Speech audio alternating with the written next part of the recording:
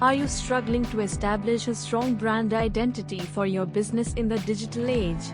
Don't worry, we've got you covered with these 5 tips for mastering your brand identity with digital marketing. Tip 1. Start by defining your brand identity, including your logo, color scheme, and tone of voice. Make sure these elements are consistent across all your digital channels. Tip 2. Use digital channels like social media, email marketing, and SEO to build your brand presence and connect with your target audience. Tip 3.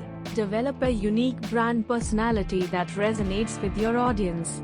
Use storytelling to create a memorable and engaging brand experience. Tip 4. Measure the success of your brand identity efforts using key metrics like website traffic, social media engagement, and customer feedback. Use these insights to refine your brand strategy over time.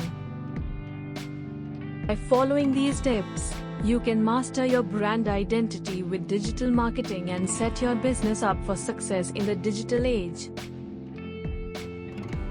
I hope you found the tips useful and informative. Don't forget to like and subscribe for more valuable content like this.